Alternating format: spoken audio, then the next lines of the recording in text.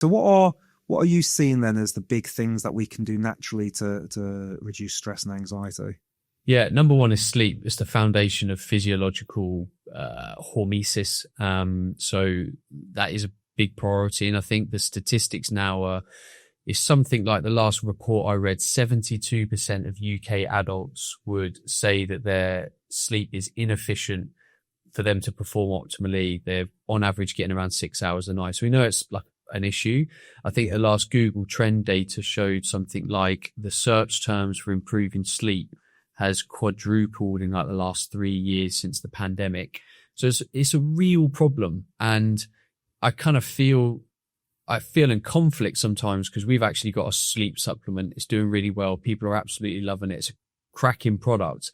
But at the same time, I'm like, okay, there's a sleep supplement, but please, let's nail your sleep hygiene. Like a sleep supplement should be like the cream on top of the hot chocolate. Like it's like going to the gym and taking creatine. The creatine isn't doing the work. The creatine's just adding 5, 6, 8% potential gain to your performance in the gym, building muscle, building strength, etc. So sleep's like number one in stress management. I think number two is perception. Ultimately, perception is everything. We have the opportunity in every single moment of every single day to tell ourselves a certain story about what's happening in our life, what's happening at work, what's happening with our kids, how we feel about ourselves. And we all know some people that like things happen, it's like water over a duck's back. They're just like, whatever. And there's other people that get stressed at everything. Oh, man. Oh. And that is terrible for the central nervous system. The central nervous system's constantly, on red alert, and everyone's kind of, read all these different stories about, we don't live as hunter-gatherers anymore, and cortisol was designed to stimulate the flight or flight to kind of help us evade, stressful situations. But some people are living in a stress state like all the time. So that's a big one. In the exercise population, overtraining, I actually see it a lot. Overtraining can quite often be a problem because people are also undersleeping, not fueling very well, and have a stressful lifestyle. There's no problem with a lot of exercise, but there is a lot of problem with a lot of exercise, with a lot of stress, with a lack of sleep, with a lot of a lack of good nutrition. So we've got to look at the kind of big picture. And I think the fourth thing is getting out in nature more. Like, so important. Like people are like, oh, I'm tired, I'm going to make a coffee. I would rather someone took that 10 minutes of making the coffee to go outside and have a walk, nice green space, get around trees, get in fresh air. And I know that's hard in a city, and that's why I'd hate to live in a city. I moved to the countryside a long time ago. They're probably the four big ones. I love that. I've made my son like a beautiful little weirdo now. When we're walking through the forest, he's like hugging the trees. He's putting his hands like, have you looked into grounding much and earthing? Have you gone down that route at all? Mate, I do it all the time. Yeah. First thing in the morning, barefoot in the garden. Yeah. I hug some trees. I'm brilliant. Yeah. Have you considered, or have you got an earthing sheet for your bed? Have you looked at that? I did have one pre-tracking my sleep in terms of data, and I have thought about getting another one. I just haven't yet. It's probably another one of those 1,000 things on my self-optimization list I've not got to yet. Do you have one? We do, and we recently switched it because it was one of the ones that go in the socket. And then after seeing some evidence about static and other dirty electric terms, we now have a cable out the window that goes directly into the soil. And I haven't I do have an Oura ring, and we haven't really, I've stopped. I'll talk about the Oura ring in a second because it just caused more stress. But I have to say, I find my bed more nourishing now, would be the term I would use. Like, I really look forward to getting in it. And even if it's a placebo thing, it just feels like, I know that my body's connected to the planet. I know that when I'm sleeping, I'm blood cells are moving easier and all this sort of stuff. So it's it's lovely. It's lovely. And I didn't get that same feeling with the plug. So I think that there might be something to that. But yeah, it does make sense, like evolutionarily. Like, for sure, be as close to Mother Nature as possible during sleep. So the fact that you might have got me to do it. I'll do it. Give it a go. I think, I've got one for my desk, but again, it's like, it was plugged in. I was like, am I, it's one of these things, right? You go to the sauna And I interviewed a guy a little while ago. He's a bit of a controversial figure. His name's Jack Cruz. But he's the guy that basically spends all his time outdoors now, earthed, and like hates artificial light. And he's like, even with a sauna, is like, do you know if that sauna is a big freaking microwave or not? Like, how much EMF is that electric sauna kicking out? Is it properly fitted? So, like, you get down a bit of a rabbit hole with all this sort of stuff. So, with the grounding sheet, we don't use it in here at the minute, but we will eventually run a cable out for that as well. But anyway, I think, you know, we were grounded for most of humanity. And it's only been like the last 100 years we disconnected. And then you look at all the things that are going on, and I'm sure it's not all to do with grounding, but it's an easy fix. It's one of those easy fixes, you know, like getting outside, like you say. So yeah, I do recommend it. Let's talk a bit about testosterone. As a man now that's almost in his mid-40s, what can we naturally do, and how important is testing for this sort of stuff? I do think testing is very important, because there is a lot that a man is having to deal with now against optimal testosterone levels. So things that can affect testosterone levels in our environment are compounds in our drinking water, compounds that are in our cosmetics, compounds on receipts, albeit small, and that's kind of, you know, argued over how much we actually kind of absorb when we like touch the receipt and stuff. And then you've got your food, like the food that we eat is generally speaking not as nutritious as it was quite a while ago. The quality of meat that people are eating are generally a lot lower in CLA and omega-3 fats, because we don't eat a lot of, the animals don't eat a lot of grass-fed, because a lot of people eating, what do we call it, like barn-raised animals. So we're competing with a lot. I had okay testosterone levels pre-pandemic, and then I got long COVID, was ill for quite a long time, and then post being ill, I had testosterone that was very low for my age, very low for my kind of athleticism, etc. So the NHS were like, oh, you're fine, don't worry about it, you're in range. I'm like, but I'm not in range for my age, mate. I'm really, really low for a 35-year-old athletic male.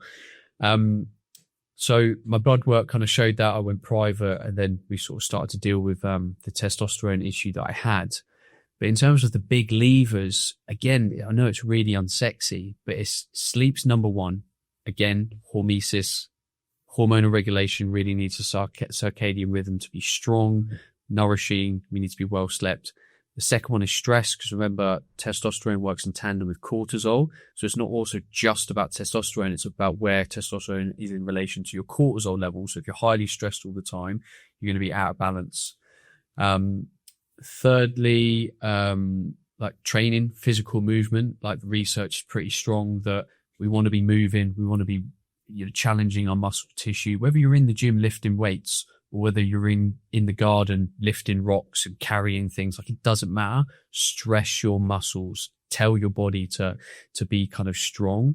They're like the biggest movers. And then you've got diet. A diet really ideally wants to be around 30% fat as a minimum to give all the building blocks, essential building blocks for your hormones. People can get themselves tied up in knots around fat content in their nutrition. And I think we quite often talk about removing things and saying things are evil. If you're eating a diet that is mostly real food, you're not really going to be eating many bad oils. So I think getting tied up in that is a bit of a moot point. I think if we focus on the two fats that most people are deficient in, which is omega-3 fats and monounsaturated fats, then once you prioritize that, I find you generally get the balance right. So people need to be eating a bit more oily fish. If you don't like fish, make sure you're taking an omega-3 supplement, olives, olive oil, nuts, seeds, that kind of stuff. Then you're balancing that against your saturated fat and your polyunsaturated fat intake. And that's going to be very helpful for hormones. They're the big movers. Okay. And in terms of supplements, I've seen a few different things around supplements for testosterone. What would you recommend there? I personally don't recommend anything that I've currently seen. I don't think the data is good enough.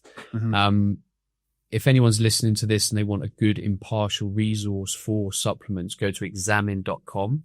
They're a company that will allow you to search for any compound and look at the current body of research. And of course, it's being updated all the time. It's the company's job to literally be working their way through all the new research and compiling it.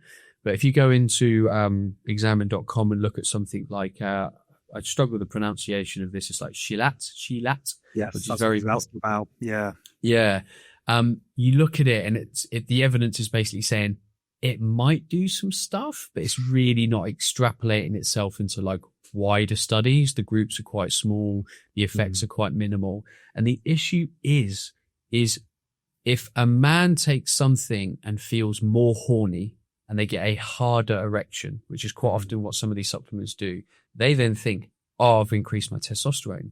But sometimes these supplements are just improving blood flow, and that doesn't equate to testosterone. And even if it does bump your testosterone up like 2%, for a guy like me that was at 13 and I'm now up to like 35, like that's like nothing. Like it's not just not doing enough. So I generally don't recommend anything. So I just don't think the data is strong enough in any of these compounds. And there's stuff that people that like Andrew Huberman will say, and then he's like, oh, well, in our lab, we saw this and the data is not freely available. And it's like, well, it's very hard to just take your word for it. Like, where's the data? Like, publish it, and allow other researchers to use it to kind of build on it, rather than it just kind of, float out of your mouth and everyone's meant to trust it. And then you go to the supplement company that he endorses to kind of buy it. So yeah, I mean, I've played around with all of them in the past and none of them I've seen affect my blood work, but most of them have given me a subjective, like, ooh, feel a bit randier. Interesting. Okay. What about, so let's jump into sleep then. So I've got an Oura ring and I wore it for a bit, but we've got a less than 2-year-old at the minute. So as you can imagine, my sleep is far from perfect most days anyway, because we're all in one big bedroom and he wakes up a lot. And so that was part of the problem. Another part was like just less hours of sleep, sometimes you're waking up and all that jazz. So the ring itself wasn't great because it was telling me like, oh, you're not sleeping very well.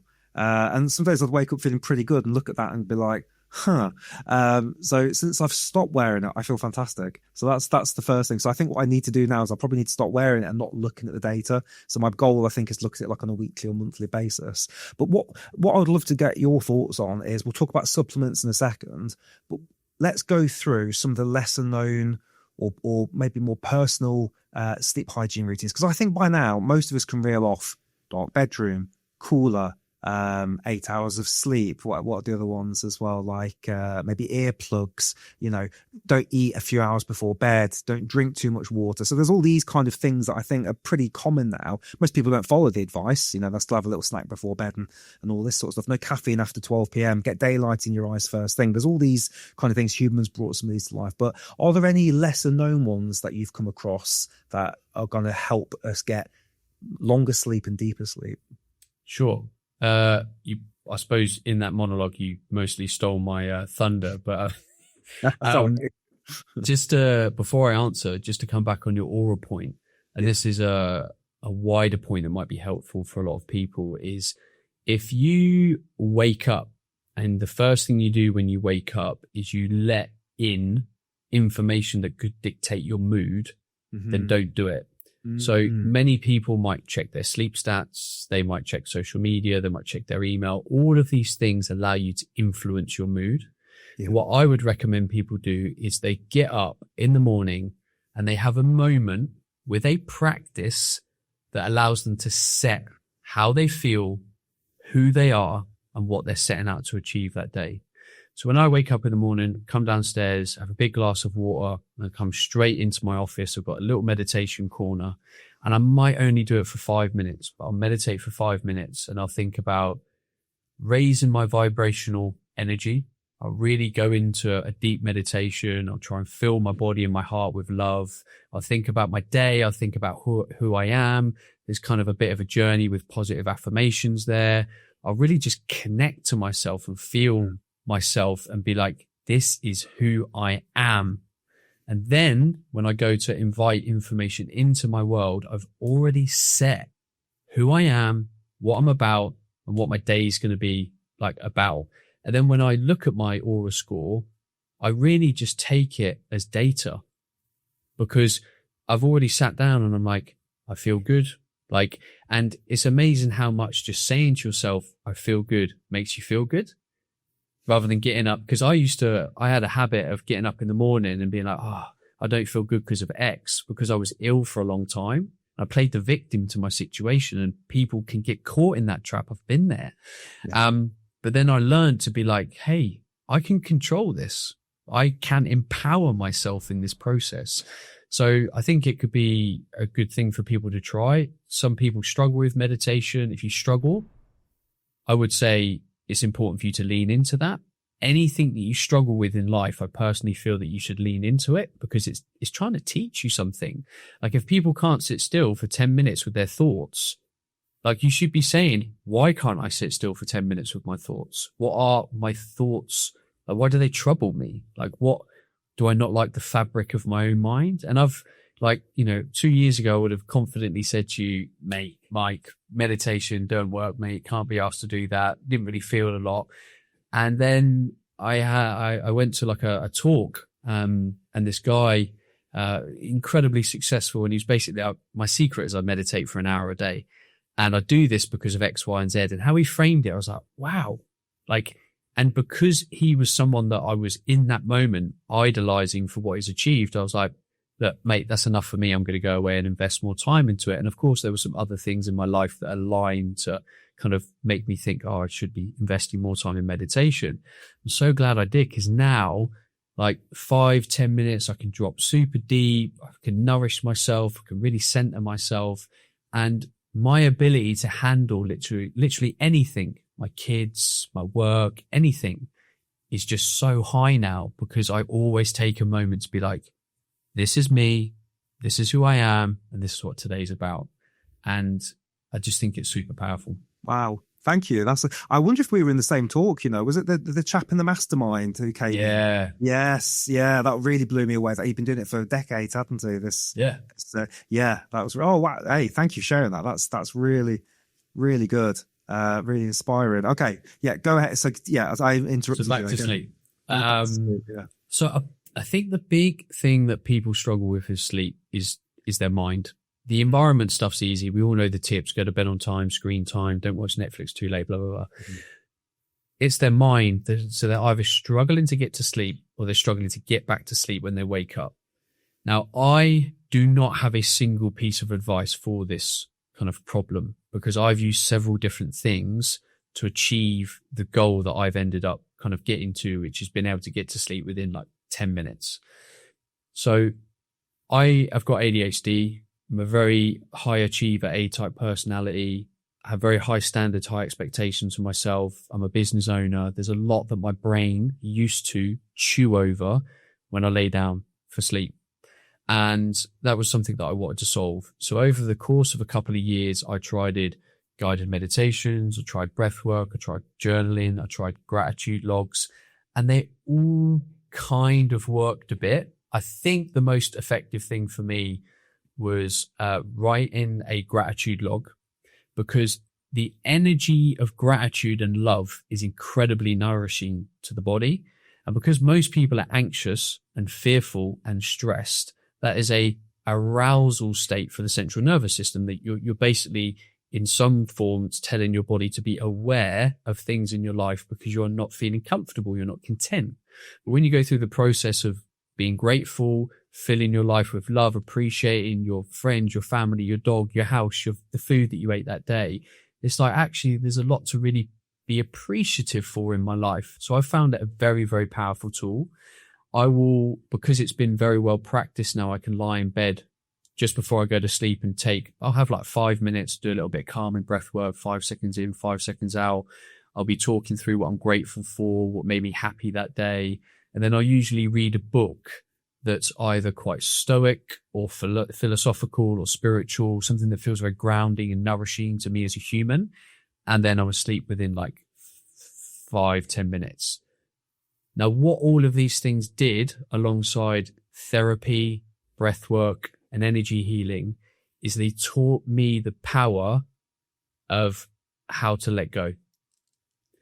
to let go of the day, to let go of my fears, to let go of my worries, because that's what we're doing. We overthink generally when we're worried about things. We can't put down the problem. And some people swear by, writing things down in a notebook, like whatever. All I would implore people to do is just try these techniques and see what works. But over time, what we're trying to do is be the person that can let go of the day and not worry about what has happened that day. We can let go, and then we get up in the morning and then we kind of reapproach the day. And we all know there's people out there that just sleep like a log. And they're usually the people that, to be frank, they don't give a fuck. Like, they get in bed and they're like, right, nighttime. But the people that are struggling to go to sleep is they've got anxiety, they overthink, they've got ADHD, whatever it is. We need to find the techniques that will work. Love it. So I've got ADHD, and my wife is the one that can just pass out, in the bed. And the other day, like, I've got a whole sleep routine and, whole hot shower and magnesium and blah, blah, blah, blah, blah. Always struggling with my HRV and sleep scores. I thought, why don't you just try it one day? She's scrolling on the phone, puts the ring on, passes out. Next day, my Oura ring was never as happy as it could be. It's like, your HRV is amazing. You got so much sleep. And I was like, that's interesting. So I completely understand what you're saying here. We've got to let go of some of this stuff. Really, really important. How do you do that though? Like, what is those steps? Because you're right. There are people that will think, 10 minutes of doing nothing is hell on earth. I had to do a brain scan a few months ago now, for my friend who did some hypnosis on me. It was a really cool thing we did. So he scanned my brain. I got hypnotized. I got scanned again, and they were showing the differences and what happened to the brain. Part of the calibration process was I had to stare at a wall for 20 minutes. I couldn't look at anything else, and it was freaking awful. The second time round, when I knew what to expect, I kind of got into a little bit of a pattern, but it wasn't good. It wasn't a fun process staring at nothing for 20 minutes. So what advice have you got for somebody listening to this now going, well, that's me. I can't sit alone in my head. The idea of me sitting still for 10 minutes is just going to freak me out. What was it, little and often? What would be some kind of first steps to get to where you are? So I'll make a note at this point that I am no psychologist. I only know so much about the brain, and I can only speak from my lived experience and my fairly decent amount of reading that I've done on this topic. But my assertion is that I used to overthink and have a very busy mind and not be able to sit still because I was worried. I was worried about my to-do list. I was worried about the fears that I had rattling around in like my soul, like, deep within me. And that meant that when I sat down, I had to be very, very, very present with thoughts that I didn't really like. So those thoughts were, Ben, you're not doing enough. You haven't got through your to-do list today. Well, if you do get through your to-do list, you should do even more, because that's what hustle culture tells you. That's what you've, hanged your self-worth on. And then I might be thinking, I haven't exercised yet today, so I've got an exercise because I've attached my self-worth to my body composition and, whether I've got a six-pack or not, because I've been in the fitness industry for years. And then I'm like, I'm a bit worried about money. And so when a lot of people sit down with their thoughts, they generally don't like what they're hearing. They don't like the stories. So they lean away from it. Like, got to keep myself busy. Let's just keep moving forward, blah, blah, blah, blah. And now, honestly, I will confidently swear by this. If you put me in a room for a day with a cushion and just put an orange on the seat, I'd look at it happily all day. I would quite like to close my eyes though, because I'm really happy with when I close my eyes and go within what's inside now. Yeah. I love myself from the depth of my soul. I love everything in my life. I don't have a reason to be unhappy. It's an absolutely beautiful gift being a human, and we need to absolutely cherish that. And I don't have these fears rattling around. And don't get me wrong, there's been a good amount of therapy. There's been a lot of trauma release work. I've personally used Breathwork to actually help me release a lot of the fears that I have and understand them. And also, I've just come to terms with the fact that, and this has happened through meditation, is everyone has weird thoughts. We can sit there and judge them, but the brain's a bit of a weird beast, and just love it for that. A weird thought might come in. It doesn't make you a bad person. Like, and I think when you look at the statistics scientifically, it's something ridiculous. Like we have like 20,000 thoughts a day. I don't know the number, but it's ridiculous. The chances are 5% of those thoughts or whatever are going to be a bit weird, bit abstract, maybe a bit dirty, like whatever. And that's the power of, and that's what meditation is. It's observing thoughts without judgment and essentially starting to understand what those thoughts are signaling and what you need to explore. So that's why I'm a huge proponent of meditation now, because it just can teach us so much about the fabric of our mind. And I think that's a very important thing, and it shouldn't be something that people are continuing to run away from. Gotcha. There's a couple of, I mean, there's many meditation types. Couple I was looking at yesterday, I think we were just talking, I was preparing for a different podcast, and this guy was talking about different. One was, a clearing of the mind exercise. Another one was allowing the mind to be busy and just observing those thoughts. And another one I think was like mantras. What kind of meditations are you practicing? It will usually be silent. Again, I just want to really get to the depth of it, so I'll quite often choose silence. Sometimes I'll do a guided meditation, or I'll use frequencies. There's lots of amazing frequencies on YouTube, and frequencies have, in theory, different resonance for what they call the chakras in the body. But like, honestly, I know you're asking that question because the listener, wants to hear something that they can go away and do. I always say to people, just try some stuff, see what you resonate with.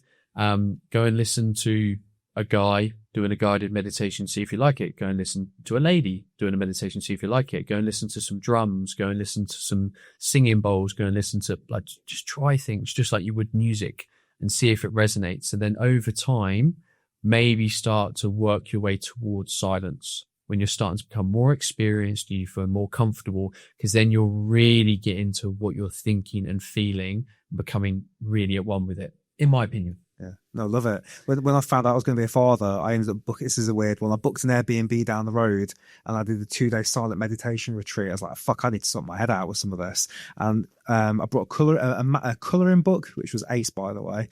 No phones, no talking. But one of my favourite exercises, which I recommend everyone give a try, is you have a blank sheet of paper and a pen, and you just allow every thought in your head to be scribbled down. And at the start, they're coming thick and fast, but you do get to eventually a point where there's not really anything coming through. And there's this really powerful thing where suddenly everything's on the paper. You've kind of de-energized it a little bit, and you start to feel like some peace. So that's one technique that I've really enjoyed. As I'm saying that out loud, I was like, I need to go and do that again. So thank you. I love that. That's a really nice thing to try. It's almost like extreme journaling, just like get it all out. I love it. And weird shit comes out and you're like, oh, I need to do this for my business. Oh, I need to go to the gym. And your brain is just like vomiting these thoughts out. And it's really interesting to get them down on the paper. And then like I say, eventually it will just be like, huh. And it was quiet. So I've got a way I think we can advance that. I've never heard of this before. I'm just like making it up on the spot, but I'm combining two techniques.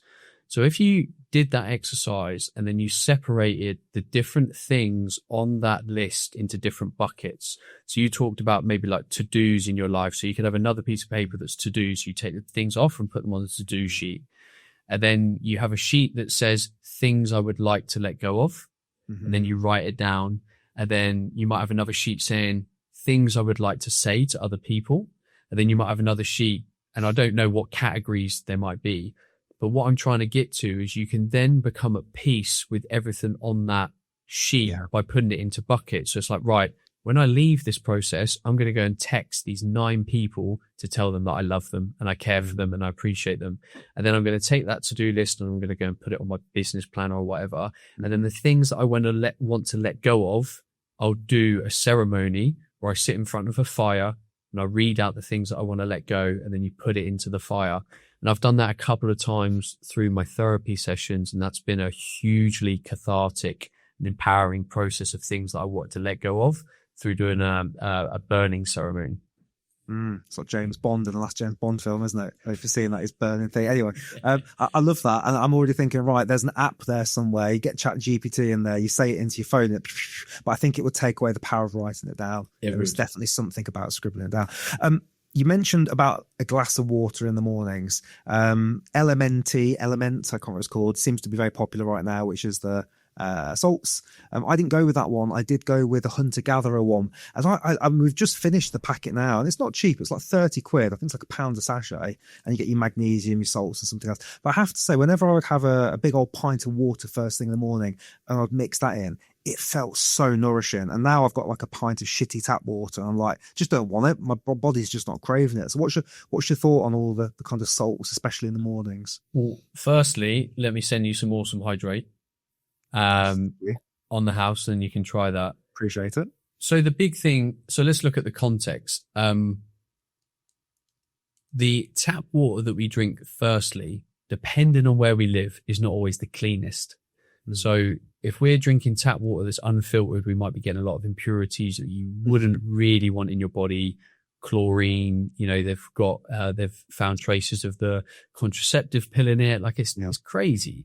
Yeah. So first thing with water, filter it. Second thing is we need minerals. Why? Well, our body has been used for a long, long time for getting water from like streams and lakes and places that water would have sat in and around rocks, and rocks mineralized fluid. They give it an electrical charge. And the water coming out of our tap has literally micro amounts of electrolytes in it. So I think it's something like you need 30% more water to effectively hydrate a cell if you drink tap water as opposed to kind of mineralized water. And again, that water can actually start to leach minerals out of your body. And of course, that's very diet dependent as well, because your diet puts a lot of minerals in. The salt that you use can put a lot of minerals in as well. So essentially what you're doing is you're allowing your body to effectively hydrate by adding minerals to the water, electrolytes. Sorry, we use those terms interchangeably, minerals and electrolytes. Mm-hmm. Because, that's what the body needs to literally draw it into the cell. So that's why people are finding a lot of benefit from adding these minerals to tap water, because tap water is devoid in electrolytes. I mean, it does, like I say, a bit like the bed and the ground and shit. It was a very nourishing drink, that first drink in the morning. You just like, okay, let's talk. Like, if I think about just from a case study point of view, like it's unbelievable the kind of results that you can have from proper hydration. And it sounds simple, and it's really hard to talk about as a nutritionist because no one wants to listen. Like drinking water is like the boringest topic on the planet. But like we have so many customers that like they've had chronic headaches for ages, and we're like, just hydrate properly. Add a little bit of salt to your water, boom, headache's gone. We're getting our garden landscape, like hard landscape patio at the moment. And a couple of days in, one of the lads was like rubbing his head. I was like, mate, you're right. He's like, oh, mate, I've got a headache. I was like, oh, why? He goes, mate, I get a headache like every day from like 2:00, then have it all evening, and then wake up the next day. I'm usually all right and have a headache again. And I was like, oh, interesting. What do you drink? He's like, mate, tap water, a bit of tea and coffee. And I was like, interesting. So I gave him some of our electrolytes, and did it 3 days in a row. And he's like, mate, I haven't had a headache for 3 days. And I was like, wow, dude, you sweat like all day doing like hard graft. You're only taking in tap water. And it was as simple as that. Like the guy's now no longer got headaches and stuff. And it is just so important to optimize hydration. It really is. Yes, I love it. I'm surprised, maybe there has been, I haven't seen a really good book on water yet, a bit like the Breath book by Nestor, if you've come across that. That's like the Bible of breathing now. There's space for, because I saw there's who did the TV show? Zac Efron and Doran O'Lean did a TV show on Netflix. I can't remember the name of it now, but they went around the world looking at different things. One was earthing, but one was actually water, and they went and had like the best water in the world and all this sort of stuff. It's fascinating, really.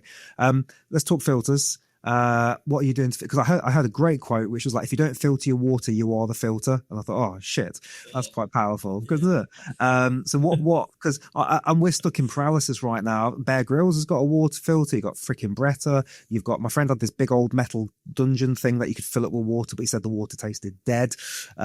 You've got like these ones that go into your sink that re-add the salt. So like, it seems like a freaking minefield, man. So what are you doing to filter your water?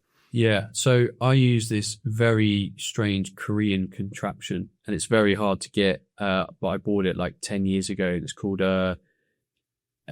Eva water filter, also known as Yeevi Bio, and basically it goes through like ceramic rock, like lots of different like elemental things that filter the water, charcoal and stuff. And then it will sit in a mineral tray and it'll get mineralized in the rocks, and then you drink it out of like this bottom kind of casing. It's decent, it's beautiful water, but I am working towards, when we redo our kitchen, getting a reverse osmosis water filter that then remineralizes the water, and that is generally speaking the gold standard. I am aware of the Bear Grylls water things at £100. I've seen adverts, but I personally haven't done any research. I couldn't comment confidently. But generally speaking, reverse osmosis is the gold standard.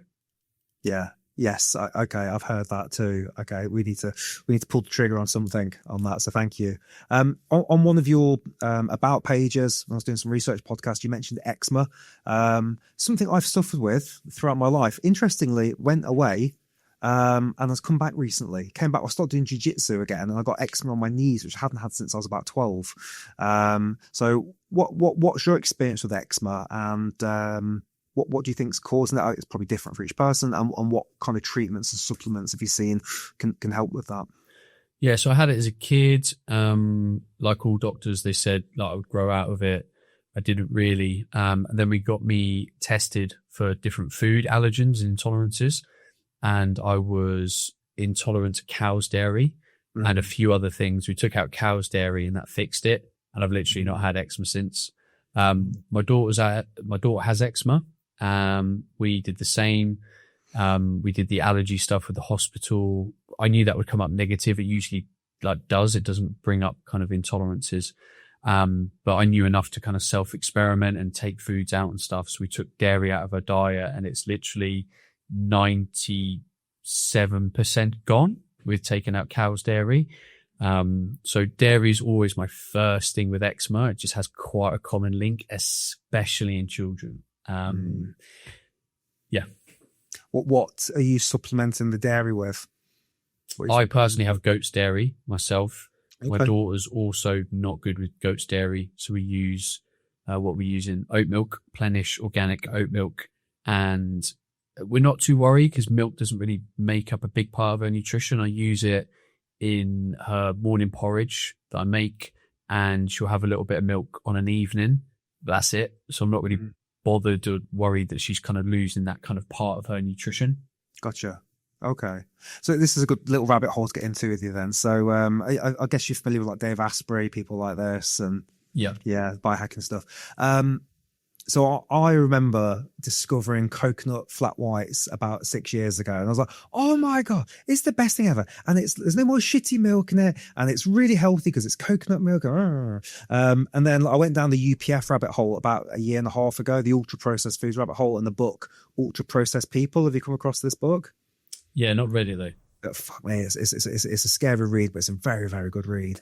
And it's really hard to identify UPF because there's like loads of things. One of the fun ways to identify is like if you find you or your kid are licking your plate, it's probably UPF. If you're like, I did more of this shit. Anyway, so like coconut milk as an example, terrible UPF, like the amount of coconut in there versus like all these weird things. And I thought this, I mean, I don't know what oat milk you're using, but Dave Asprey saying like the oat milk is like robbing your bones of nutrition. It's like drawn out of your bones. And when you look at the kind of buildup of it, it tends to be ultra processed. So have you looked into that at all? And maybe you're taking a different type, or it's all bullshit. So what's your thought on some of these milk supplements? Yeah, so I'm just gonna also highlight another book that I think is fairly is way more balanced if people want to read up on this topic. So it's How Not to Eat Ultra Processed by Nicola Ludlam-Brain, who's a great nutritionist. This book's been out a couple of months now. Really good. She's really balanced, has a really balanced view. So just zooming back a little bit, I have a real big issue with a lot of the biohacker kind of community because they're very good at citing like mechanistic reasons for us not to do something. So they're like, oh, in some lab somewhere in a petri dish, this thing has equated to like this, so don't take it, it's evil. And then it always comes with these wild claims like it causes cancer and it does this, and you're like, and so many people like Dave Asprey have made so many people so scared of so much. And that's not to say that there's certain things in our food system that are not great to eat. Like those things do exist. But what I want to always bring people back to is like, how and why are we arguing about this stuff? Because when you look at nutrition, most people are just not eating real food 80-90% of the time. Like if you came in my kitchen, there is nothing but meat, vegetables, bit of dairy, pulses, fish, real food. Like you go into my cupboards and it's pretty minimal, but that's still real food. It's like canned peaches, canned lentils, kidney beans and chili sauce to make a chili, like canned mackerel. Like, so when people are losing their mind about like, you know, looking at all these ultra processed foods, I'm like, why are you even worried about it? Like you eat that thing like once a week, that's probably macro not going to do absolutely anything. Now, of course, if someone's eating it on the daily, and this is where I think some specialist diets have a problem, like if you're vegan and you're eating a lot of replacement foods for protein sources, I would argue you're probably going to end up eating a lot of non-optimal, highly processed foods. So then some of these things might become an issue. But again, you've got to look at how it's being processed. Like the Plenish organic milk is literally oats, water, a little bit of coconut cream and salt. That's it. The oats are organic, and I'm like, who's losing their mind over that? Like literally what's wrong with that? So I just think sometimes people are really focused on the wrong detail, because in the macro picture, this stuff just shouldn't matter. Interesting. But as you said, if somebody's diet mostly consists of UPF, then they should be looking at getting whole foods in. Yeah. And then we argue about, oh, well, you know, there's certain foods that in terms of a food group can be problematic. Like red meat is cited as kind of a big one. And I do think red meat from the data should be moderate from what we understand. If you're going mad, maybe. But what we generally see, and you can go and watch this in the Netflix documentary, I think it's called How to Live to Your 100. And they went and looked at all the blue zones, and all of the people's diets were vastly different in terms of food types, but they were all the same in the fact that they were eating real food like all the time. Fish, pulses, just whole foods all the time. And if people want to lose their mind, they can, but you can keep losing your mind till you eat a real food diet. Eat a real food diet and you'll probably be all right. Yeah. How do you ratio organic versus non-organic with your whole foods? Yeah, I am actually working towards how as a family we can eat more organic foods. Having two young kids, we got caught into just a rhythm of ordering from the same supermarket with ease, kind of that clockwork thing. We're now coming out of that period of time where you're always just chasing your tail, underslept, etc. And I'm now kind of standing back and going, actually, I'd like us to eat organic and grass-fed beef if we're going to eat it. But the thing with organic and non-organic, there's definitely foods that I would prioritize as organic. So if you were going to eat, let's say you wanted to make a lifestyle choice where you wanted to eat 50% of your meat from organic, choose the non-organic meat that is high fat.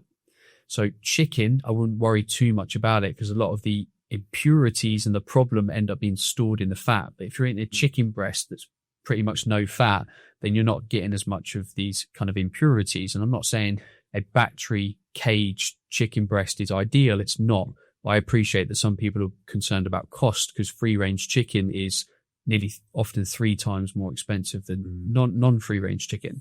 So choose like organic grass-fed beef, choose like wild fish rather than farm-raised fish, again, because the high fat content. There's certain fruits and vegetables that you would favor with organic. So the general rule of thumb is the thinner the skin, choose organic. The thicker the skin, you can be safe that it's non-organic because there's less chance that the pesticides and all the different things that they've chucked on it have kind of, sunk into more of the flesh of the fruit or the vegetable, so to speak. So there's sort of little rules of thumb for you to kind of nudge yourself in a healthier way for your family, and it's something that I'm actively trying to do at the moment. Love it. Yeah, no, I really like that. Thank you.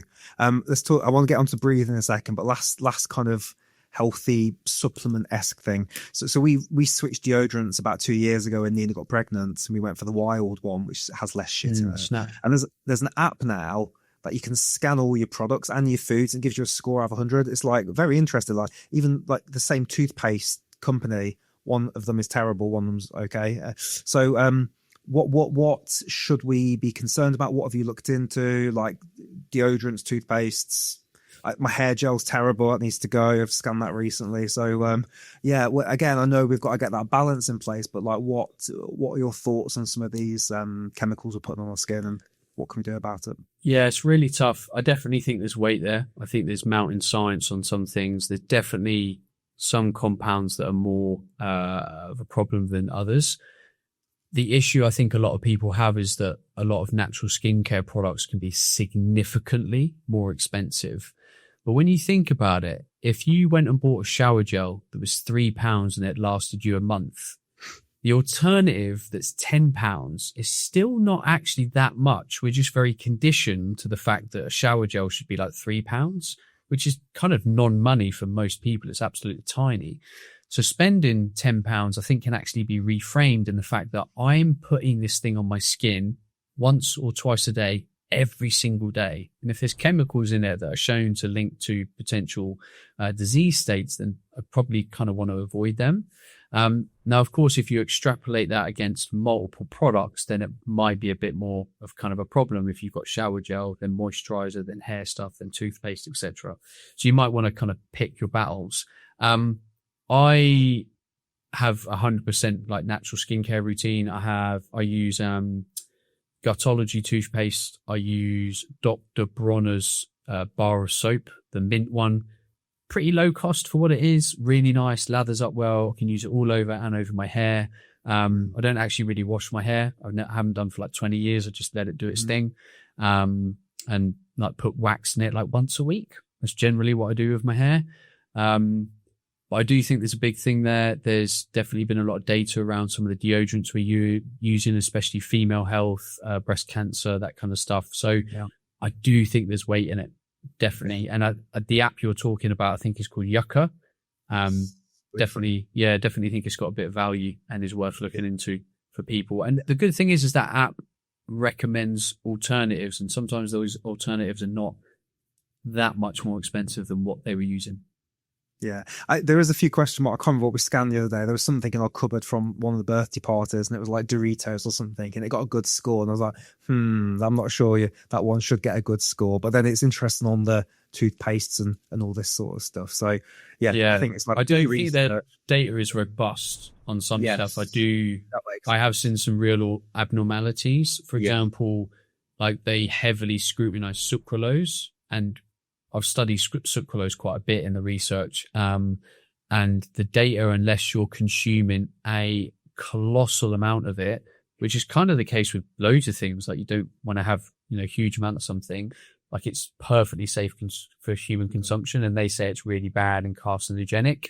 So I don't agree with everything that's in their app, but I think there's a general steer towards it being a positive thing for consumers.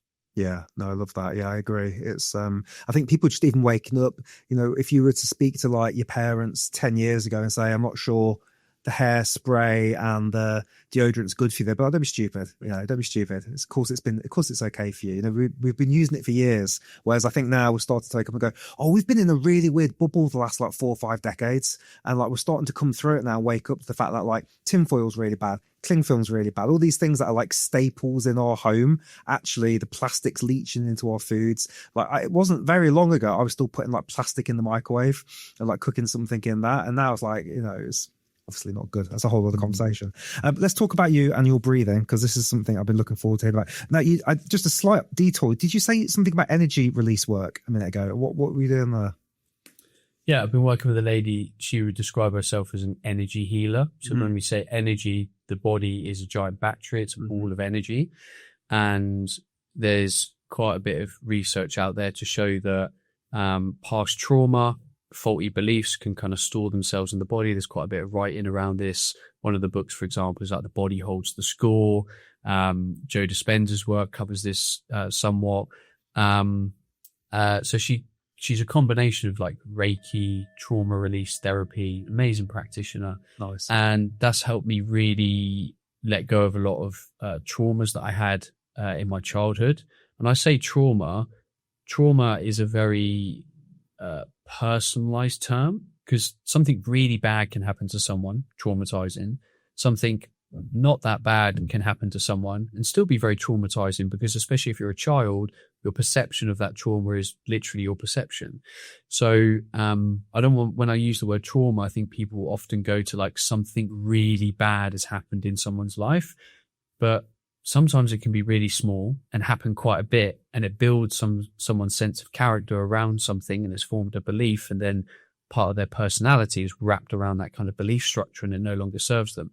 So this kind of journey of me working through that has been kind of looking at that and releasing a lot of that. And it's been unbelievable. I would say it's been 5 to 10 times more effective than talking therapy. You know, talking therapy is great.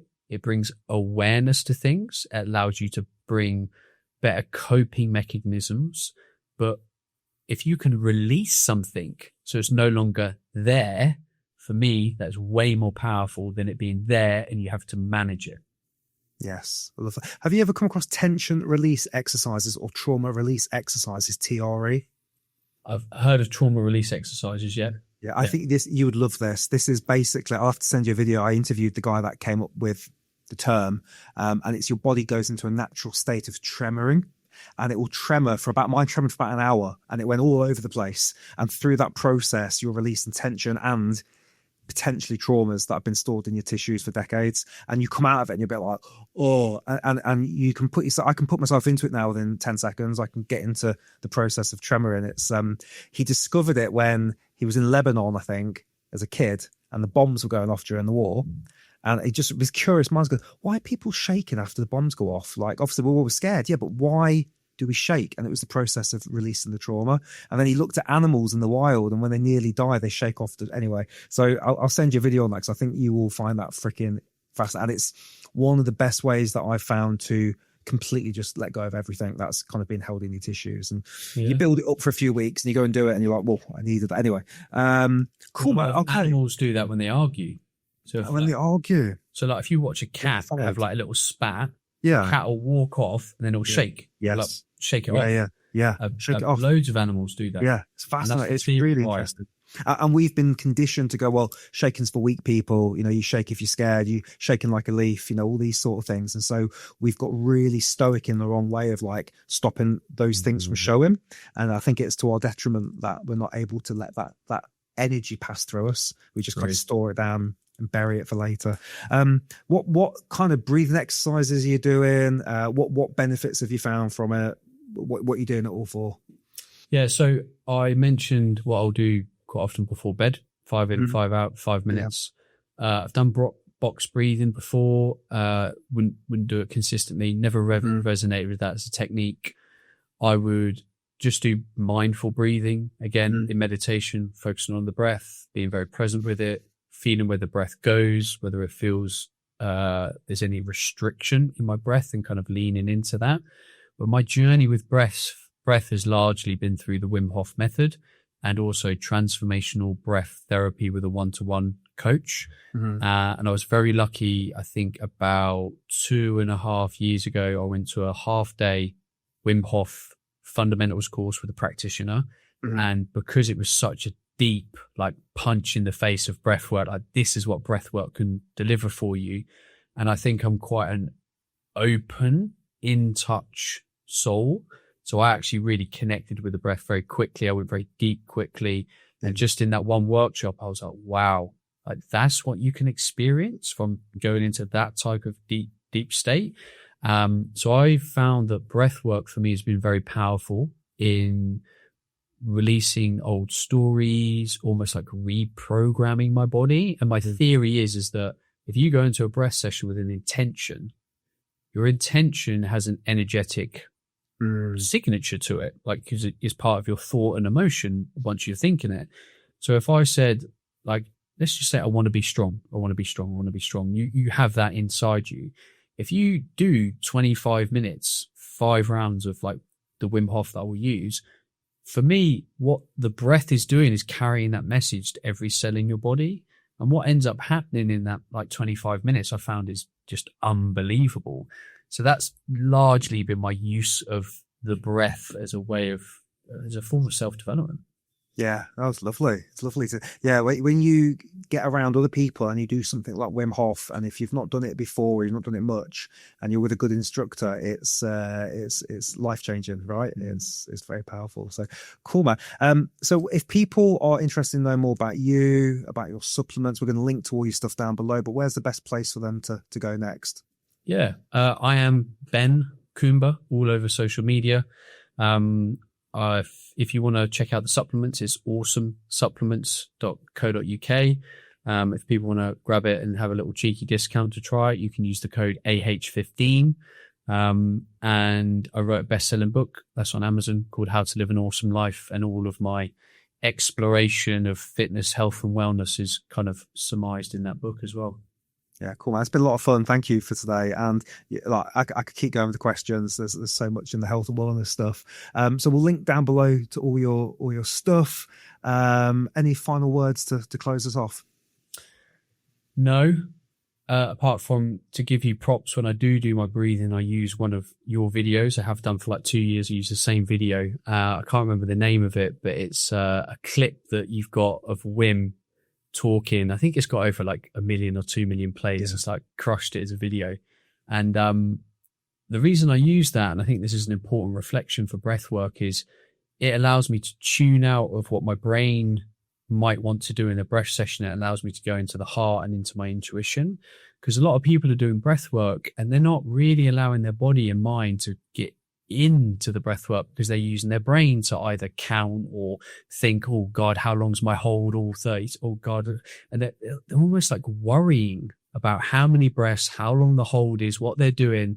And what I love about that playlist is it repeats for 5 times, and I can just relax into it and let my intuition then just guide me using that structure. And it's really deepened my practice with the breath. So thank you for doing that video. Oh, thank you, dude. And thank you for watching. And we'll have to link that for people as well, so they can find that and have a little play with themselves.